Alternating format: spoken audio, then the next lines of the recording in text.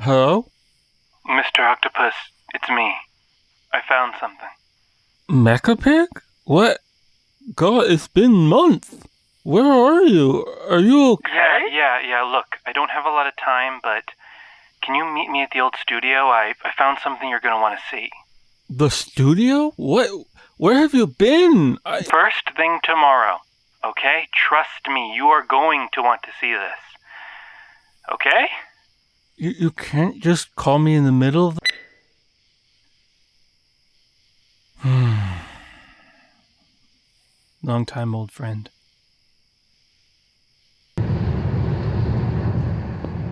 Yeah, I'm almost there.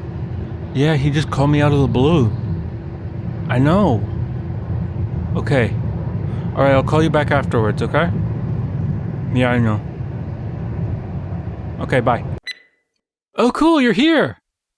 That's all you have to say to me? Dude. Yes, I'm sorry. How have you been? All that. But listen, I finally found it. Found what exactly? Well, do you remember that old map I found in the back of a PS3 case of Vanquish? No. Well, it led me to an old archive building, and in the back was this crystal, and when you held it up to the light, it made a You know what? I don't want to bore you with the details. Let me skip to the important bit. What? No, don't. It's fine. No one cares. I found this. Deck builders. What I don't like am I them. looking at? I've tried. It's easier if I show you. I've shuffled my hand, I've refined my build, but no matter how cool the aesthetic or clever the mechanics, I just can't seem to make them stick. When did you record this? That's the rub, my eight-legged friend. Keep watching.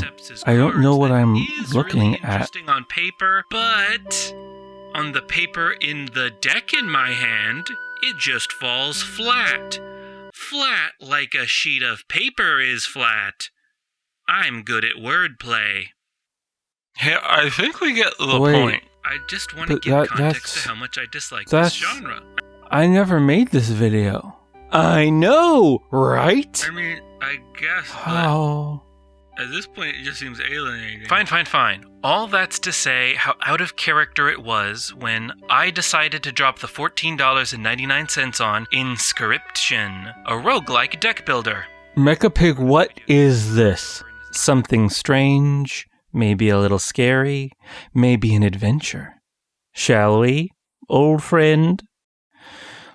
I guess I need to see where this goes. I knew you had it in you. But then I realized something. I don't know why I like it. Let's Find out!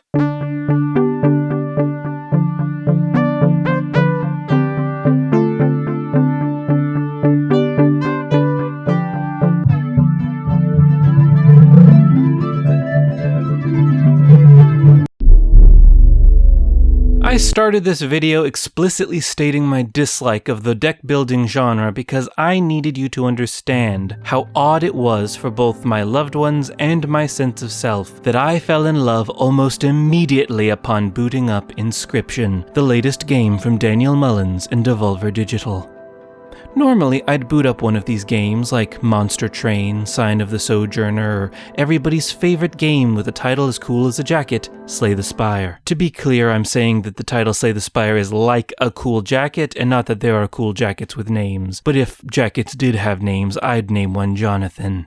Anyway, I'd typically jump into one of these, play around for a bit until I got a grasp of the mechanics and a few tricks up my sleeve. Wordplay. And then immediately fall asleep until harvest season when the moon hangs low and the herds head south to be closer to the warm embrace of Lady Demeter. But even from the tutorial, Inscryption just hits different. I found myself wrapped in the many tactical layers that began to present themselves. But first, let me tell you what Inscryption is. Fundamentally, it's a card game. A simple one at that.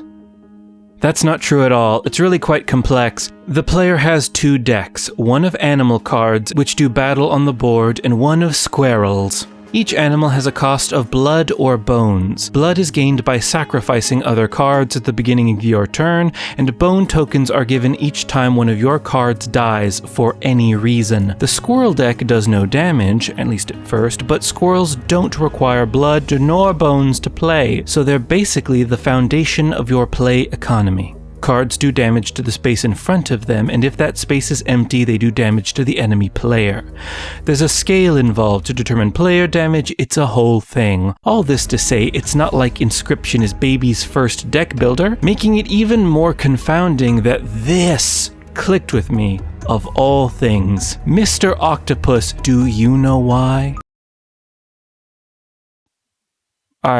I mean, maybe it's because it's all dressed up in an aesthetic that already interests you. A spooky Halloween craft store diorama. Nah, that doesn't sound right. Pivon, my cat friend. Do you know?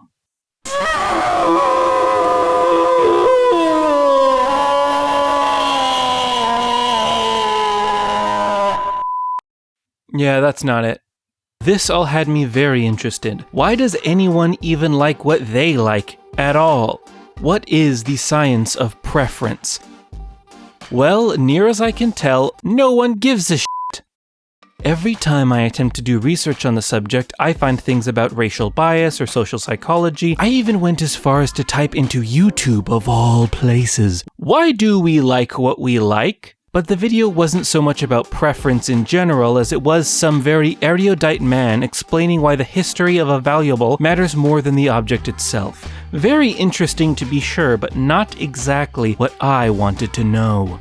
I was trying to find out why one person's favorite color is blue and another is a f***ing adult who doesn't pick a favorite color because he's not in the 4th grade. But a lead is a lead, so let's talk about history's influence over whether or not I like a card game. Is this video pointless? Wow, this other you is a lot more well researched. The Mona Lisa is mid at best. We all know this, and yet she's worth millions. It's said that the reason a work of art is valuable is because of the person who painted it more than the painting itself. Sure, it's just a smooth picture of an egg with hair and a face sharpied on it, but it was painted by a genius. Oftentimes, our associations are more powerful than our senses. I like cute drawings of cats because I have a positive association with cats. So let's find out if history had a role in my love of this spooky video game. Well, I haven't played the previous games by Mr. Mullins, and I'm not a fan of the genre. It could be said I heard effusive things about it on podcasts and video game websites, but the circles I run in tend to like games I don't ever consider checking out, like Crusader Kings 3 or The Sims. Games I can appreciate from a distance, but know for a fact, in the deepest reaches of my small soul, I will not enjoy. Take Slay the Spire, a game I will be using as a frequent counterpoint this episode, maybe, who can tell. Both when it came out and every so often since, I've heard nothing but praise for the sharp gameplay and interlocking systems that make something not just for die-hard fans, but anyone with a passing interest in the genre. But every time I try to get into it, and there have been many times, I bounce off the second I am sloon. Perhaps there is something more ingrained in my personal history affecting this analysis. Perhaps if we look at the way Inscryption and interact with us on a physical level, we can gain a deeper understanding. Let's take a look at the senses.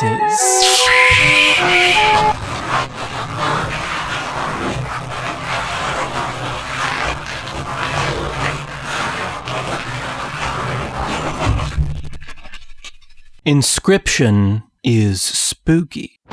It's an aesthetic that I rarely see so masterfully enacted. It's not out-and-out horror that leaves your skin crawling and your heart in tatters, but it's also not one of those children's Halloween movies they put on where everything is themed with spiderwebs and skeletons, but the story and lighting and tone let you know that everybody is safe and we're all in on the joke.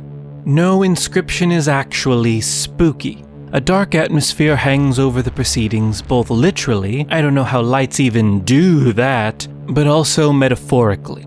To create this effect, the game weaponizes the human senses, such as The inky drawings that personify each card's animal are dripping with sinister attitude and melancholy excellence. The eyes of your mysterious captor glow in the pitch-black darkness and warp and twirl with his words. What unknown horrors linger just out of sight? A cute little rat guy? Sometimes. The music is subtle, setting a low and gloomy mist over the proceedings. Danger strikes! Bumping up the What the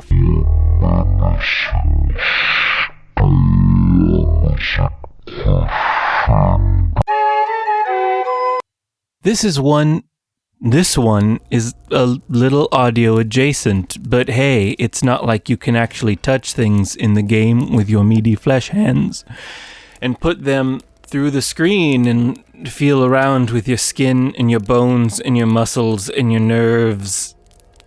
And the user interface is completely diabetic. I meant to write diegetic, but I don't know how to spell. Your hand of cards is in your virtual hand. When you go to select a card, it hovers a little off the table and makes a subtle little noise. See this? You can click on your stack of bone tokens and they flick into the air, just like when I flick my change in the car and crash in a ravine. Inscryption is a video game. Video games don't taste like anything. I suppose they taste like the last thing you tasted, so for me, I guess it's like kombucha. I don't know if mind counts as a sense, because it's more of a conceptual understanding of our combined mental processes, but please just give me this. Please? Please just give me this. Just give me this, please. Oftentimes, one's enjoyment of any turn-based game, any game really, comes from the interactions between systems. Do the guns feel good to shoot in my shooter? Are there fulfilling strategies to employ in my strategy game? And in deck builders, oftentimes the joy is found in the control of random forces. You know what cards are in your deck, but you don't know which is going to be pulled into your hand each turn, so picking which cards get added to your deck is fundamental to building on-the-fly strategies each round. It's a cool loop, one that, on an intellectual level, I understand completely. This is where Inscryption rises beyond just being a cool work of audiovisual art and seeps deep into the gray matter of the person that is me. Let's compare this game to Slay the Spire again. Inst. Boy, it's hard to shorten that into a phonetic acronym. Anyhoozle, in Slay the Spire, you are one person across the screen from another one or more people and or things. You take a turn choosing cards with various offensive and defensive attributes, and then the enemy takes its turns and does some bullshit back to you. I'm sorry.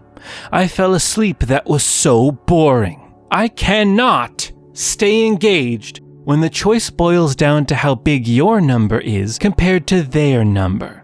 P.S. I know there's more to it than that, but that's how it feels to me. You just say, oh shit, it's gonna do 19 attack, and I gotta defend that, and then you do or you don't do that thing, and then you die or do not die. I know there's a lot of strategies that make it more interesting than that. I've heard them, they sound cool. Don't hate me, I'm fragile, like a little baby bird.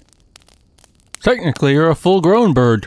Inscryption, on the other hand, plays more like a pared-down tactics game, with a small rectangular battlefield and an order of operations from left to right. And because each card only does the one or two things it does each round, you don't need a complex UI to tell you what the enemy is going to do next, because it's the same thing you would do if you had those cards. See an elk? I know exactly what that elk is going to do. Call me the Elk Whisperer. Even more complex cards, like the ominous Child 13, God, this game is spooky, have different states, but still only one action per state. When he's asleep, he just sits there. When he's angry, he attacks the card in front of him. Once you internalize the rules, the board is easy to read, and you can play with order of operations to make some dazzling and risky plays. So, It looks cool and it's not too smart for your brain, but it's smart enough that it's good for you. That's why you like it? Well, I don't know. I don't like how you worded that at all. But almost. You see, although everything I've said up until now would still get me to love Inscryption with the same passion as a game like Into the Breach or XCOM, there's something that makes it particularly special when compared to your typical roguelike deck builder. It lies to you. Okay, this is a little long. I get the point.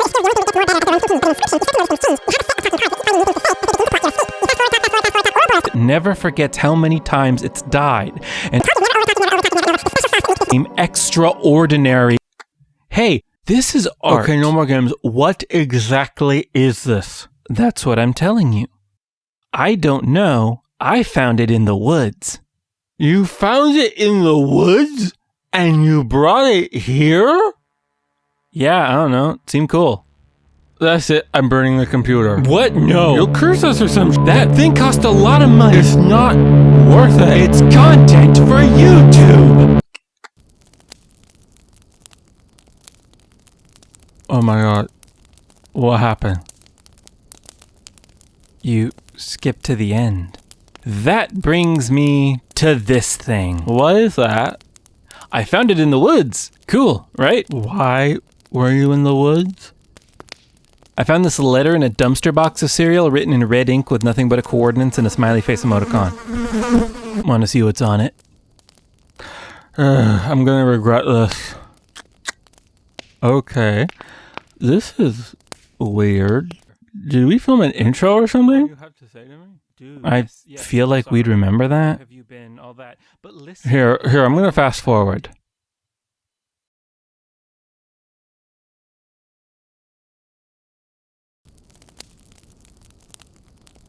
That's us. They're just staring at us. What the fuck is this? I don't typically swear like that. Can they see us? Can they see us? Can they see us? This is weird. Yeah, it is. And who's that? Behind them. Wait. Oh my god! Oh my god, what the fuck?